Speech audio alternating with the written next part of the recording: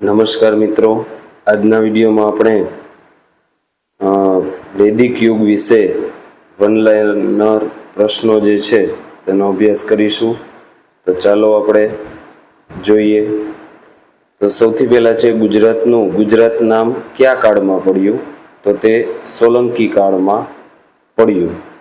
ગુજરાતમાં સોલંકી કાળનો સમયગાળો 942 થી 1244 સુધીનો છે. આદિ ઐતિહાસિક કાળના સરિયાત વંશના શાસનકાળમાં ગુજરાત કયા નામે ઓળખાતું? તો આનર્તના નામે ઓળખાતું હતું. આનર્ત પ્રદેશની રાજધાનીનું નામ શું હતું? તો આનર્ત પ્રદેશની જે રાજધાની છે તેનું નામ કુશસ્થલી હતું. કુશસ્થલી નામનું શહેર હાલ કયા નામે ઓળખાય છે? તો કુશસ્થલી નામનું શહેર હાલમાં દ્વારકા તરીકે ઓળખાય છે. ક્ષત્રકાળમાં આનર્ત પ્રદેશ એટલે કે હાલમાં ગુજરાતનો કયો વિસ્તાર કહેવાય? તો ઉત્તર ગુજરાતનો વિસ્તાર જે છે તે ક્ષત્રપકાળમાં આનર્ત પ્રદેશ તરીકે ઓળખાતો. પ્રાચીન કાળમાં સ્વભ્ર તરીકે ઓળખાતું ગુજરાતનું એક નગર એટલે સાબરકાંઠા. સાબરકાંઠા હતું કે જે પ્રાચીન કાળમાં સ્વભ્ર તરીકે ઓળખાતું. ધર્મારક્ષીય ક્ષેત્ર એટલે હાલનું મોઢેરાની આસપાસનો જે વિસ્તાર રહ્યો તેને ધર્મારણ્ય ક્ષેત્ર તરીકે ઓળખવામાં આવે છે. ત્યારબાદ છે હાલનો વડનગરની આસપાસનો વિસ્તાર પ્રાચીન કાળમાં કયા નામે ઓળખાતો? તો હાટકેશ્વરના નામે ઓળખાતો. પ્રાચીન કાળમાં કુમારિકા ક્ષેત્ર એટલે કે ખંભાતની આસપાસનો વિસ્તાર જે છે તે પ્રાચીન સમયમાં કુમારિકા ક્ષેત્ર તરીકે ઓળખાતો. 11મો પ્રશ્ન છે, ભરૂચની આસપાસનો વિસ્તાર પ્રાચીન કાળમાં કયા નામે ઓળખાતો? તો ભરૂચની આસપાસનો જે વિસ્તાર છે તે ભૃગુ ક્ષેત્રના નામે ઓળખાતો. સોલંકીને સંસ્કૃતમાં શું કહેવામાં આવે છે? તો સોલંકીને સંસ્કૃતમાં ચૌલુક્ય કહેવામાં આવે છે. ડભોઈના દુર્ગમાં આવેલા વૈદ્યનાથ મહાદેવ મંદિરના જીર્ણોદ્ધાર એટલે કે જીર્ણોદ્ધાર જે છે તે કોણે કરાવ્યો હતો? તો તે વિસલદેવ વાઘેલાએ ડભોઈમાં વૈદ્યનાથ મંદિરનો જીર્ણોદ્ધાર કરાવ્યો હતો. ભારતમાં મૌર્ય વંશનો સમયગાળો ઈસવીસન પૂર્વે 322 થી 185નો છે એટલે કે હતો. ગુજરાતમાં મૌર્ય કાળની શરૂઆત ક્યારથી થઈ? તો ગુજરાતમાં મૌર્ય કાળની શરૂઆત ઈસવીસન પૂર્વે 319થી થઈ. ગુજરાતમાં મૌર્ય કાળ પછી કયો કાળ આવે છે? તો ગુજરાતમાં મૌર્ય કાળ પછી અનુમૌર્ય કાળ આવે છે. ત્યારબાદ છે અનુમૌર્ય કાળ એટલે કયા રાજાઓનું શાસન? તો યવન અને શક ક્ષત્રપ આ બંને રાજાઓનું શાસન ત્યારે હતું અનુમૌર્ય કાળમાં. આર્યો અફઘાનિસ્તાનની કઈ નદીથી પરિચિત હતા? તો આર્યો અફઘાનિસ્તાનની કુંભા નદીથી પરિચિત હતા. ગુજરાતમાં ક્ષત્રપો કયા ધર્મનું પાલન કરતા? તો ગુજરાતમાં ક્ષત્રપો શૈવ ધર્મનું પાલન કરતા હતા. ભગવાન બુદ્ધ અને મહાવીર સ્વામી કોના સમયમાં થઈ ગયા? તો ભગવાન બુદ્ધ અને મહાવીર સ્વામી બિંબિસાર જે મગધ નરેશ કહેવામાં આવે છે તેના સમયમાં બુદ્ધ અને મહાવીર થઈ ગયા. ગુજરાતમાં મૈત્રક રાજાની રાજધાની કઈ?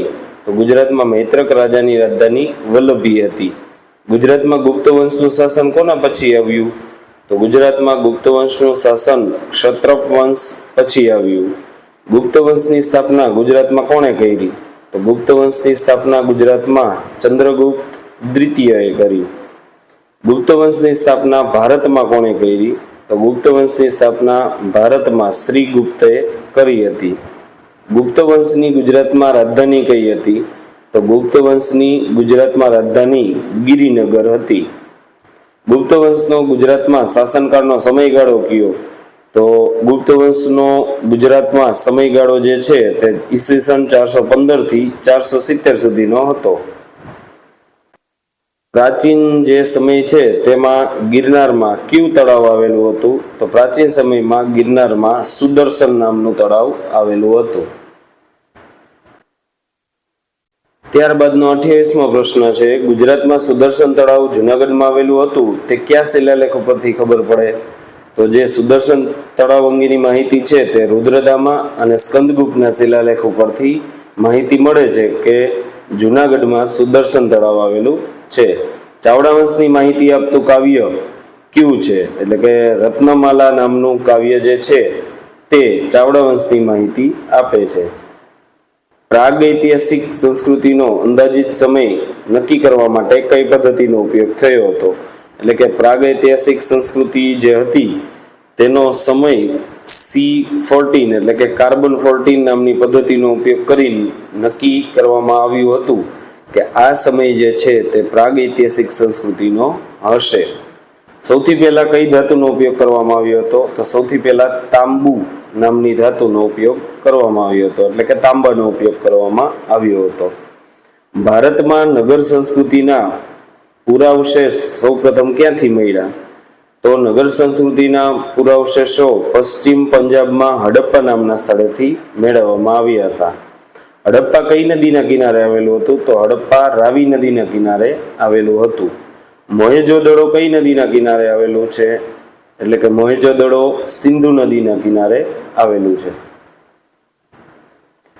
ત્યારબાદ છે, ગુજરાતમાં શોધાયેલું પહેલું વહેલું હડપ્પીય સંસ્કૃતિનું સ્થળ કયું? તો તે સ્થળ છે રંગપુર. ત્યારબાદ 36મો પ્રશ્ન છે, ધોળાવીરા હાલ ગુજરાતના કયા જિલ્લામાં આવેલું છે? તો ધોળાવીરા જે છે તે ગુજરાતના કચ્છ જિલ્લામાં આવેલું છે. ગુજરાતની અસ્મિતામાં વૃદ્ધિ કરનાર રાજવી કોણ હતા? તો ગુજરાતની અસ્મિતામાં જે વધારો કર્યો હતો તેવા જે રાજવી હતા તે કુમારપાળ સોલંકી હતા. ધોળાવીરાનું કચ્છમાં સ્થાન? તો ધોળાવીરા કચ્છ જિલ્લાના ભચાઉ તાલુકાના ખદીરબેટમાં આવેલું છે.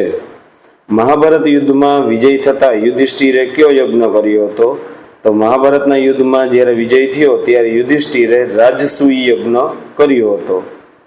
ભારતનો પ્રમાણિત ઇતિહાસ કયા કાળથી શરૂ થાય છે? તો ભારતનો પ્રમાણિત જે ઇતિહાસ છે તે મૌર્ય વંશથી શરૂ થાય છે. ગૌતમ બુદ્ધના મૃત્યુની ઘટનાને શું કહેવાય? તો ગૌતમ બુદ્ધના જે મૃત્યુની ઘટના છે તેને મહાપરિનિર્વાણ તરીકે ઓળખવામાં આવે છે. સુદર્શન તળાવ કઈ નદી પર આડબંધ બાંધવાથી બન્યું હતું? તો સુદર્શન તળાવ જે છે તે સોનરેખા એટલે કે સુવર્ણ સિક્તા નદી પર આડબંધ બાંધીને બનાવવામાં આવ્યું હતું. ત્યારબાદ છે કે સુદર્શન તળાવ કોને બંધાવ્યું હતું? તો સુદર્શન તળાવ જે છે તે પુષ્પગુપ્તે બંધાવ્યું હતું. પુષ્પગુપ્ત કોનો રાજ્યપાલ હતો? તો પુષ્પગુપ્ત જે રહ્યો તે ચંદ્રગુપ્ત રાજા હતા તેનો રાજ્યપાલ હતો. અશોકના શિલાલેખની લિપિ કઈ હતી? તો અશોકના શિલાલેખ જે આખો છે તે બ્રાહ્મી લિપિમાં લખવામાં આવ્યો હતો. વિક્રમાદિત્યનું ઉપનામ શું હતું? તો વિક્રમાદિત્ય જે રાજા હતા તેનું ઉપનામ શકારી હતું. શક સંવંત કઈ સાલમાં શરૂ થયું? તો શક સંવંત જે છે તે 78ની સાલમાં શરૂ થયું. શક સંવંત કોના સમયથી પ્રચલિત થયો હતો? તો શક સંવંત જે છે તે ક્ષત્રપ રાજાના ચષ્ટનના સમયથી શરૂ કરવામાં આવ્યું હતું. બનાસ નદીનું જૂનું નામ શું હતું? તો બનાસ નદીનું જૂનું નામ પરણાશા હતું. હાલનું પશ્ચિમ માળવા જૂના કયા નામથી ઓળખાતું હતું? તો હાલનું જે પશ્ચિમ માળવા જે છે તે અવંતીના નામે ઓળખાતું હતું. સિક્કા ઉપર સિક્કા છપાયાની સાલ છાપવાની શરૂઆત કોના સમયમાં થઈ હતી? એટલે કે સિક્કા ઉપર સિક્કો જે છપાયાની સાલ હોય તેની શરૂઆત રુદ્રસિંહ પહેલાના સમયથી કરવામાં આવી હતી. હવે ત્યારબાદ છે ગુપ્ત વંશનું રાજ્ય ચિહ્ન શું હતું? તો ગુપ્ત વંશનું જે રાજ્ય ચિહ્ન છે તે ગરુડ હતું. અને ત્યારબાદ આ વિડીયોનો છેલ્લો પ્રશ્ન લઈએ તો ગુપ્ત વંશનો છેલ્લો શાસક કોણ હતો? તો ગુપ્ત વંશનો જે છેલ્લો શાસક છે તે સ્કંદગુપ્ત હતો. તો મિત્રો આ હતા આપણા જે વૈદિક યુગ છે એટલે કે પ્રાચીન ગુજરાત તેને લગતા વન લાઇનર પ્રશ્નો. આવા ને આવા અવનવા વિડીયો જો તમે જોવા માંગતા હોય તો કોમેન્ટ અવશ્ય કરજો.